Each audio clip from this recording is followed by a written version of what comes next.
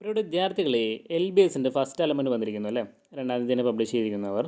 അപ്പോൾ അതുമായി ബന്ധപ്പെട്ട് വിദ്യാർത്ഥികൾ ചോദിക്കുന്ന സംശയങ്ങളുടെ മറുപടിയും പിന്നെ ലൈവായി എങ്ങനെ നമുക്ക് ഫീ പേയ്മെൻറ്റ് നടത്താമെന്നും അതുപോലെ തന്നെ സെക്കൻഡ് അലോട്ട്മെൻറ്റിലുള്ള റീഅറേഞ്ച് പ്രോസസ്സും ഇതുവരെ ഏതൊക്കെ വിദ്യാർത്ഥികൾ ലഭിച്ചിട്ടുണ്ടെന്ന ലിസ്റ്റും എങ്ങനെ മനസ്സിലാക്കാമെന്നാണ് വീഡിയോയിൽ ചർച്ച ചെയ്യുന്നത്. പിന്നെ അതുകൂടാതെ നിരവധി സംശയങ്ങളുടെ മറുപടിയും പറയുന്നുണ്ട്, സ്കിപ്പ് ചെയ്യാതെ കാണുക.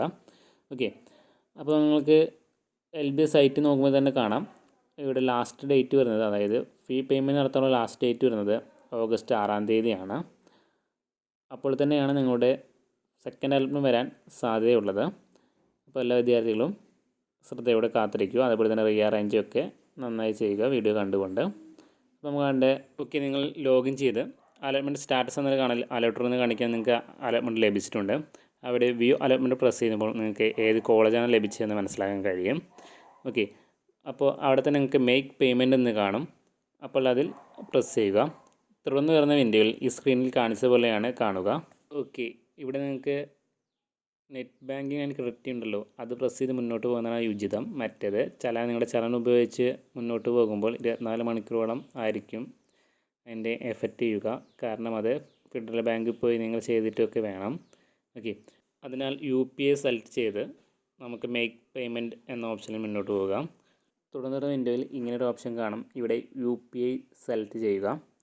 ഓക്കെ, അതിനുശേഷം നിങ്ങളുടെ ഏതാണോ UPI പേയ്മെൻറ്റ് അത് സെലക്ട് ചെയ്യുക. Paytm, Google Pay എന്നിവയിൽ അവിടെ നിങ്ങളുടെ UPI അഡ്രസ്സ് ചോദിക്കും, അത് നൽകുക. പിന്നെ അറ്റതിന് ശേഷം ഒരു ഇതുണ്ടാവും, അതും നിങ്ങൾ സെലക്ട് ചെയ്യുക. അവിടെ വെരിഫൈ കൊടുക്കുക, അപ്പോൾ നിങ്ങളുടെ നെയിം വരുന്നതായിരിക്കും. അതിനുശേഷം പേ നൗ കൊടുത്ത് പേ ചെയ്യാവുന്നതാണ്. ആ സമയം തന്നെ നിങ്ങളുടെ വെരിഫൈ ആയി വരും, അതായത് നിങ്ങൾ പേയ്മെൻറ്റ് ചെയ്ത കാര്യം വരുന്നതായിരിക്കും. മറ്റേ ചലാൻ യൂസ് ചെയ്തിട്ടാണെങ്കിൽ 24 മണിക്കൂറോളം സമയമെടുക്കുന്നുണ്ട്. അതാണ് ഈ ഓപ്ഷൻ സെലക്ട് ചെയ്യാൻ പറഞ്ഞത്. ഓക്കെ, അടുത്ത ഒരു കാര്യം പറയാനുള്ളത്, നിങ്ങൾ അലോട്ട്മെൻറ്റ് ലഭിച്ചിട്ടുണ്ടെങ്കിൽ നിങ്ങൾ എന്തായാലും ഫീ പേയ്മെൻറ്റ്, അതായത് ടോക്കൺ ഫീ പേയ്മെൻറ്റ് ചെയ്യേണ്ടതാണ്. എന്നാൽ മാത്രമേ നിങ്ങളെ അടുത്തുള്ള അലോട്ട്മെൻറ്റുകൾ, അതായത് സെക്കൻഡ് അലോട്ട്മെൻറ്റിന് തേർഡ് അലോട്ട്മെൻറ്റിലേക്ക് പരിഗണിക്കുകയുള്ളൂ. വിദ്യാർത്ഥികൾ ശ്രദ്ധിക്കേണ്ടതാണ്. ഓക്കെ, പിന്നെ വിദ്യാർത്ഥികളൊക്കെ അടുത്തൊരു ചോദ്യമാണ് എങ്ങനെ റീഅറേഞ്ച് ചെയ്യാം എന്നത്. അതായത് നിങ്ങൾക്ക് ഇപ്പോൾ ലഭിച്ച വിദ്യാർത്ഥികളുടെ ഒരു ലിസ്റ്റ് കിട്ടുന്നതായിരിക്കും. അതെങ്ങനെ ലഭിക്കാമെന്ന് നോക്കാം. നിങ്ങൾ LBSൻ്റെ ഹോം പേജിലേക്ക് വരുമ്പോൾ ഇവിടെ അലോട്ടർ ലിസ്റ്റ് എന്ന് കാണും, അത് പ്രസ് ചെയ്ത് നിങ്ങളുടെ കോഴ്സ്, അത് BSc നേഴ്സിംഗ് നിങ്ങൾ ആഗ്രഹിക്കുന്ന കോളേജ് ഒന്ന് അടിച്ചു കൊടുക്കുക. അപ്പോൾ നിങ്ങൾക്ക് ഞാനിവിടെ കൊടുക്കുന്നത് പാലക്കാട് കോളേജാണ്, ഹാലിയ കോളേജാണ് കൊടുക്കുന്നത്. അപ്പോൾ അതിൻ്റെ താഴെ നിങ്ങൾക്ക് ലിസ്റ്റ് വരുന്നതായിരിക്കും. അപ്പോൾ ഏതൊക്കെ റാങ്ക്, എത്ര ഇൻട്രസ്റ്റുള്ള വിദ്യാർത്ഥികളാണ് അലോട്ടർ ആയിരിക്കുന്നത് നമുക്ക് മനസ്സിലാക്കാൻ കഴിയും. അതുകൂടാതെ തന്നെ ഞാൻ ഏതൊരു ലഭിക്കാൻ ചാൻസ് ഉണ്ടെന്നൊരു വീഡിയോ ചെയ്തിരുന്നു, അത് വെച്ച് കമ്പയർ ചെയ്യാം. അല്ലെങ്കിൽ നിങ്ങൾക്ക് നമ്മുടെ പ്രോസ്പെക്ടസിൽ നൽകിയൊരു ലിസ്റ്റ് ഉണ്ടല്ലോ, അതിൽ എത്ര വേക്കൻസി, അതായത് എത്ര സീറ്റ് ഉണ്ടെന്ന് പറയുന്നുണ്ട്, അത് വെച്ചും കമ്പയർ ചെയ്യാവുന്നതാണ്. ഓക്കെ, ഇനി നിങ്ങൾക്ക് റീഫണ്ട് പ്രോസസ്സും ഗ്രാൻഡ്സിന് ആർക്കൊക്കെ ലഭിക്കുമെന്ന് ജസ്റ്റ് നോക്കാം.